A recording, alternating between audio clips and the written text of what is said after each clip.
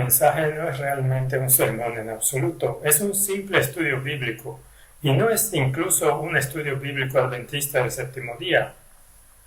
Charles Fitch fue un ministro presbiteriano en el año 1840. Se convirtió en parte del movimiento millerita. Un día llevó a cabo 3 servicios bautismales en un día muy frío de otoño. Contrajo una enfermedad grave y murió una semana antes del 22 de octubre de 1844.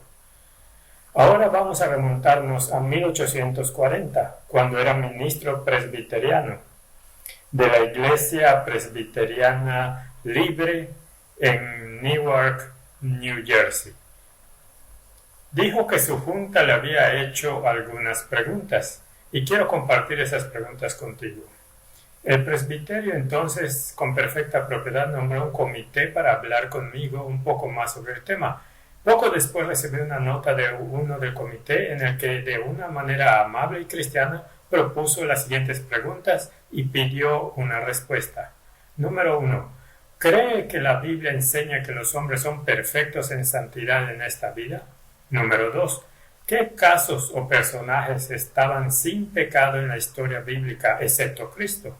Número 3. De todos los mártires cuyas memorias nos han llegado, ¿cuántos encuentras perfectos? Número 4. En los tiempos modernos, ¿no han sido evidentemente más o menos pecadores los mejores de los hombres y no se han creído así? Número 5. En el círculo de tus conocidos, ¿han resultado generalmente también los que pretenden la perfección como los que siempre temieron? Número 6. ¿Los que te rodean que afirman esto son más mansos y celestiales que otros? Número 7. ¿No es muy frecuente que la gente de la perfección se tope con algunas inconsistencias palpables? Número 8. ¿Reconoce usted la creencia de que generalmente no tiene pecado en pensamiento, deseo, palabra, acción o defecto? Número 9. ¿Y se ha decidido públicamente a enseñar y defender la posición de que hay hombres entre nosotros que no tienen pecado? Bueno, creo que entiendes la esencia de sus preguntas con mucha facilidad. Y lo que voy a compartir contigo es la respuesta de las Escrituras. Y recuerda que solo tenía las Escrituras. Elena de White aún no había nacido como mensajera de Dios. Por lo que está usando las Escrituras para responder a estas 9 preguntas. Y voy a repasar esa lista de Escrituras que él compartió con su junta mientras le hacían estas preguntas bastante penetrantes y directas. Comenzaremos con 1 de Pedro capítulo 1. Solo estamos siguiendo la lista de textos que eligió utilizar para responder a estas preguntas. 1 de Pedro capítulo 1, versículos 15 y 16. Sino como aquel que os llamó es santo, sed también vosotros santos en toda vuestra manera de vivir, porque escrito está, sed santos porque yo soy santo. Y Charles Fitch pensó un poco sobre este punto que compartió después de leer este texto con los que estaban preguntando.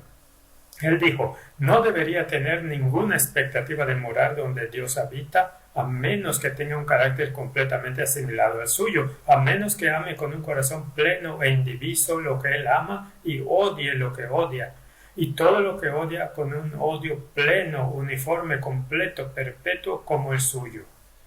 No debe haber en mí un acercamiento a ningún pensamiento o sentimiento que no esté en perfecta concordancia plena y gozosa con todo lo que Dios es y con todo lo que Dios hace.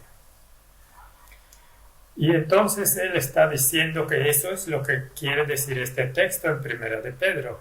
Debemos amar lo que Dios ama y odiar lo que Dios odia. Su próximo texto es del libro de Lucas. Lucas capítulo 1. Un capítulo muy largo. Lucas capítulo 1, versículo 68.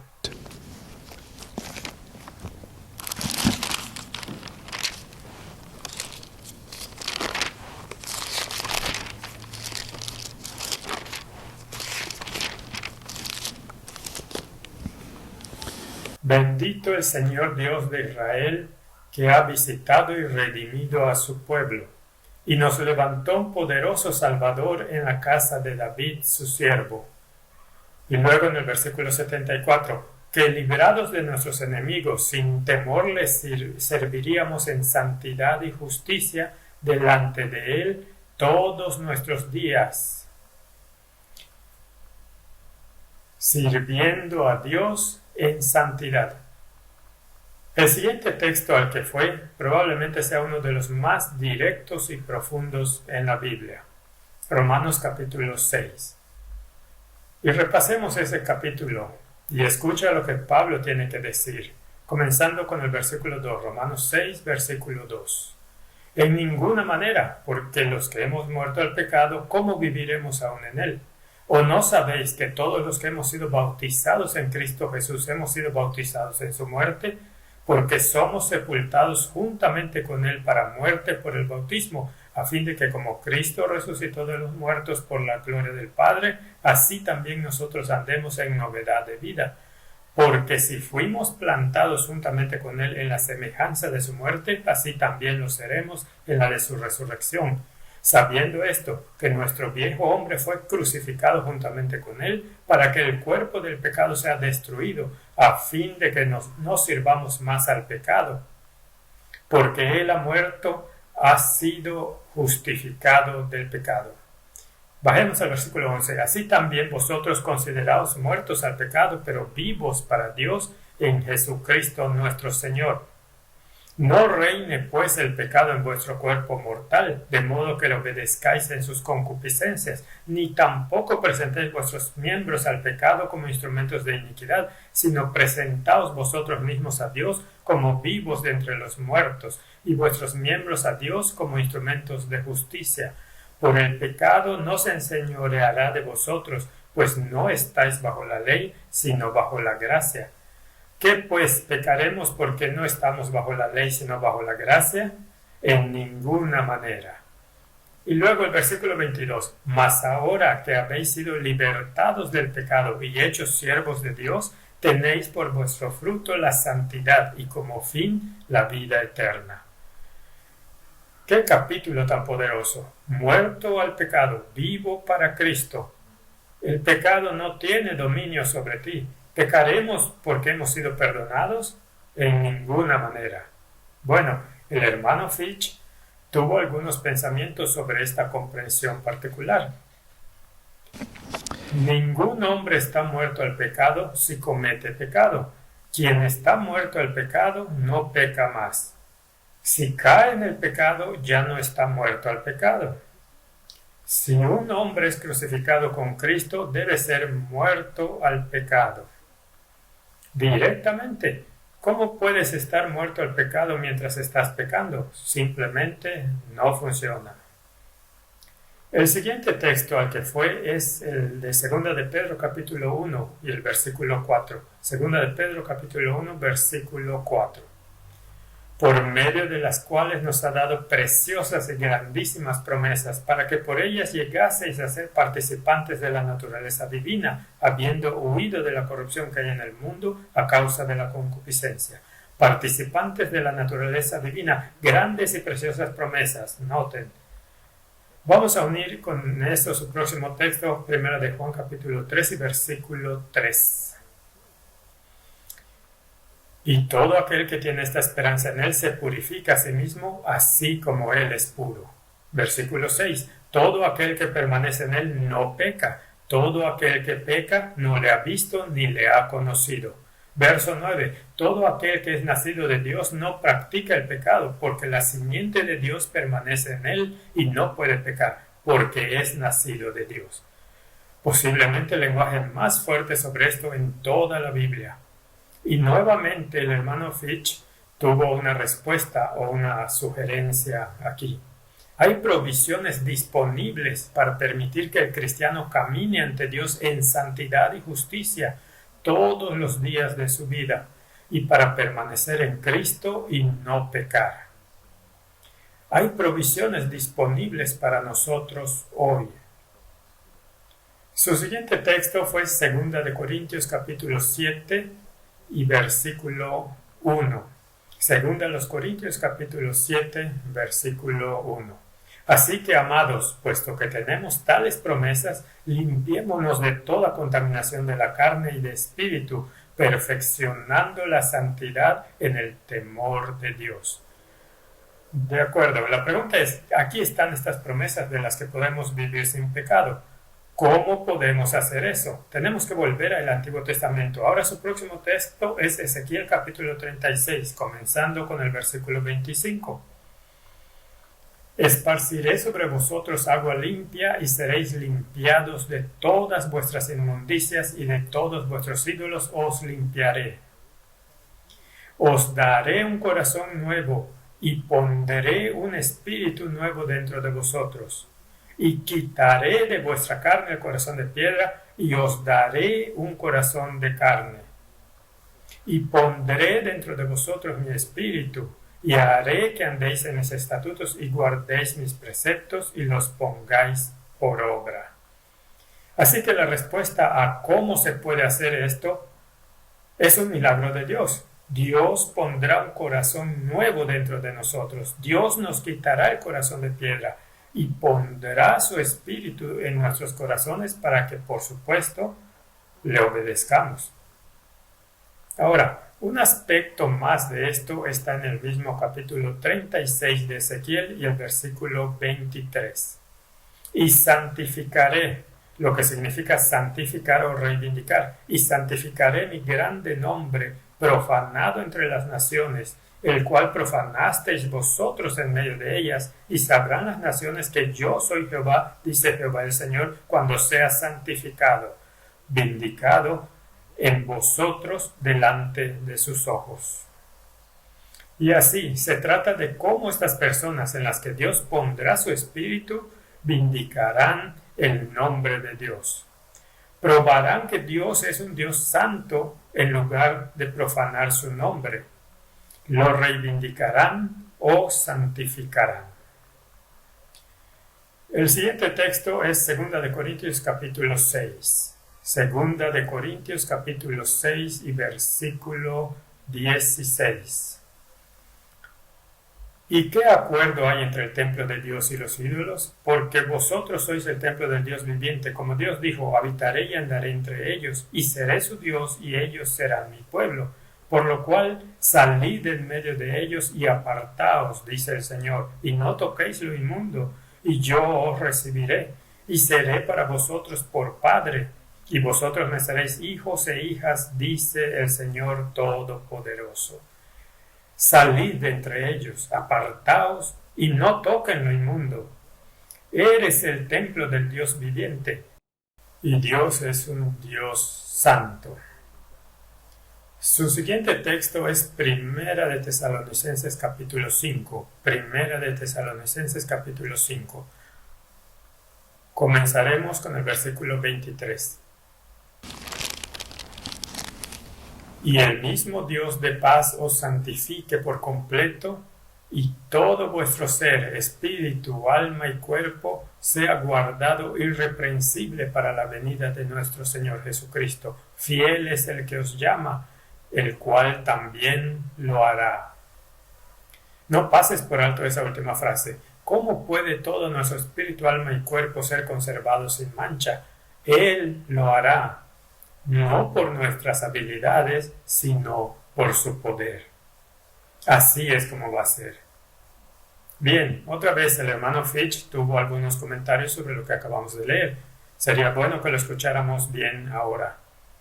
A través de las promesas de Dios, entonces nos limpiamos de toda inmundicia de la carne y del espíritu, y la santidad perfecta en el temor de Dios cuando creemos en el Señor Jesucristo, que estas promesas se cumplirán para nosotros por su causa. El que confía en Cristo para ser guardado del pecado es el hombre, y el único hombre que teme siempre. Sabe que él nunca, en ningún caso, se mantendrá a sí mismo y por lo tanto siempre vuela a Cristo. Agregó un pequeño comentario también. Espero que él, según su propia promesa, será fiel para santificarme por completo y para preservar todo mi espíritu y alma y cuerpo intachable hasta la venida de nuestro Señor Jesucristo. Por tanto, espero permanecer en Él, y todo aquel que permanece en Él no peca. Así que estas son las esperanzas y las expectativas que Él comparte. Si no, esperaremos y tenemos la expectativa de algo que nunca sucederá, y por eso esperamos que sea fiel a sus promesas y poder santificarnos completamente. Su siguiente texto fue el capítulo 5 de Efesios. Efesios capítulo 5, versículo 27. Y esto se refiere a la iglesia en su conjunto. Efesios 5, 27. A fin de presentársela a sí mismo una iglesia gloriosa que no tiene mancha ni arruga ni cosa semejante, sino que fuese santa y sin mancha. La iglesia santa y sin mancha ni arruga. Su siguiente texto fue Romanos capítulo 4. Romanos capítulo 4, comenzando con el versículo 20. Él está hablando aquí de Abraham y la prueba de la fe de Abraham. En Romanos 4:20, tampoco dudo por incredulidad de la promesa de Dios, sino que se fortaleció en la fe dando gloria a Dios, plenamente convencido de que era también poderoso para hacer todo lo que había prometido, por lo cual también su fe le fue contada por justicia. Nota que Abraham finalmente se convenció de que lo que Dios había prometido, él lo podía realizar. Él lo podía realizar. Por lo tanto, le fue imputado por justicia. Una prueba de la fe de Abraham. Y de nuevo, el hermano Fitch compartió algunos pensamientos junto con esta línea.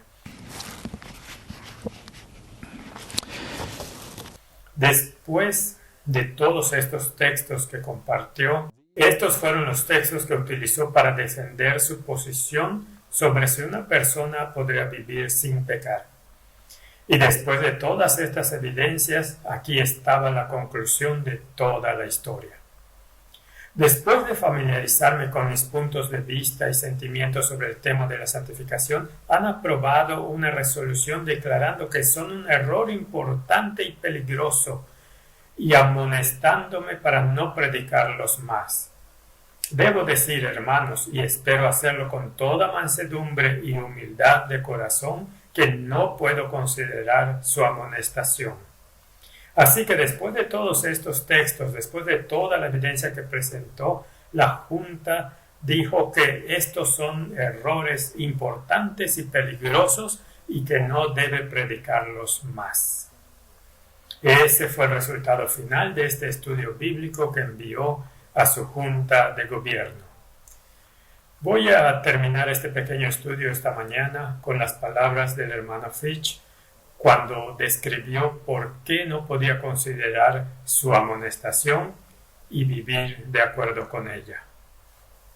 Pero mientras le dicen a su pueblo que deben estar libres del pecado y que son totalmente imperdonables por no ser así, y mientras oras para que puedan ser redimidos de toda iniquidad, ellos saben perfectamente bien que no tienen ninguna expectativa de que suceda mientras ellos vivan, y por lo tanto todas sus exhortaciones y oraciones se pierden por completo. Su pueblo sabe que esperan que vivirán en el pecado hasta la muerte, y que mientras los exhortan a ser libres del pecado, no les muestran ningún camino por el cual puedan llegar a hacerlo, y sostengo que sería un error importante y peligroso para ellos esperar que así sea hasta que mueran. Por lo tanto, todos sus esfuerzos por la santificación del profeso pueblo de Dios se vuelven perfectamente negativos. No los estoy exhortando a perseguir un fantasma que, por más ardiente y laboriosa que sea la búsqueda, eludirá su agarre hasta la muerte. Los estoy conduciendo al disfrute de una realidad bendita y gloriosa que es atesorada para ellos en Cristo y que cada uno de ellos puede asegurar y disfrutar más abundantemente.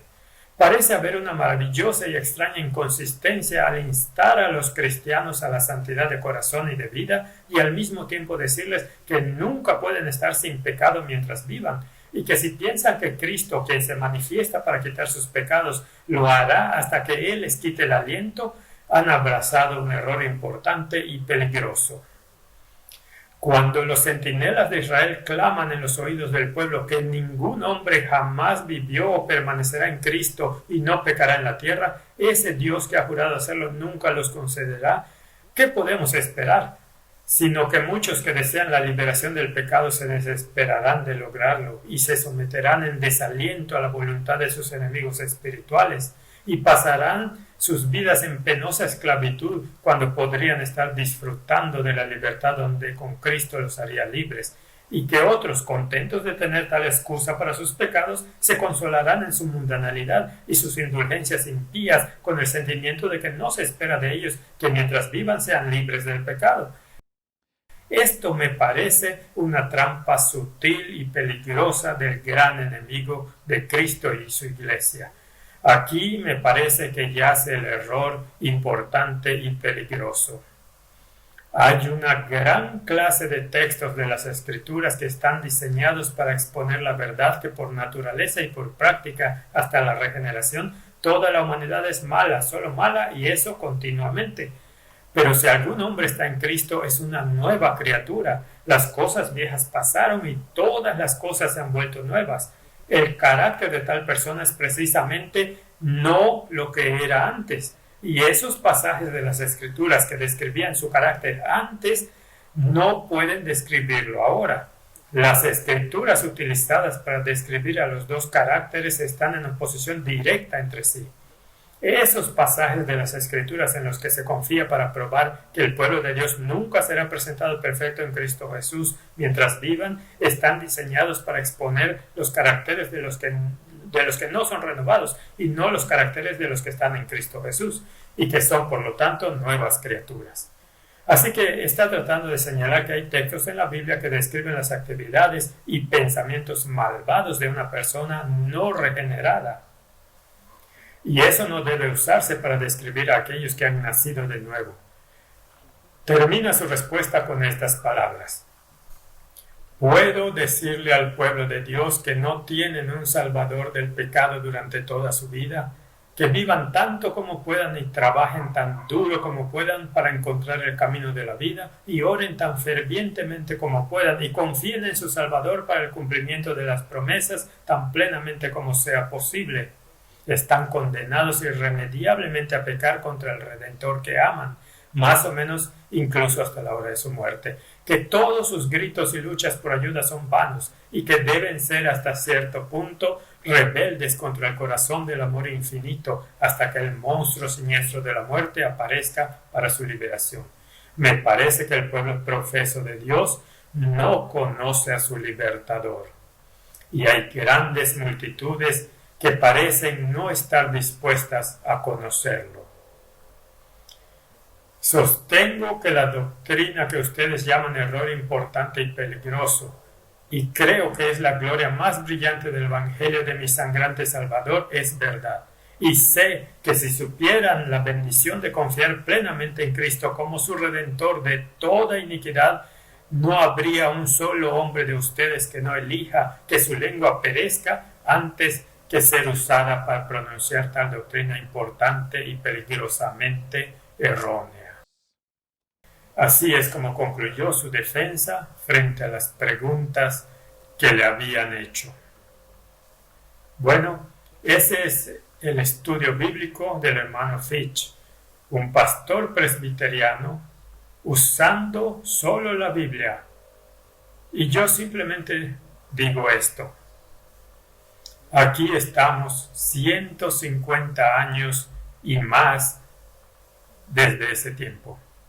En la Iglesia Adventista del Séptimo Día se nos ofrecen las mismas objeciones hoy como fueron ofrecidas por la Junta Presbiteriana a un joven pastor. Hay muy poca diferencia.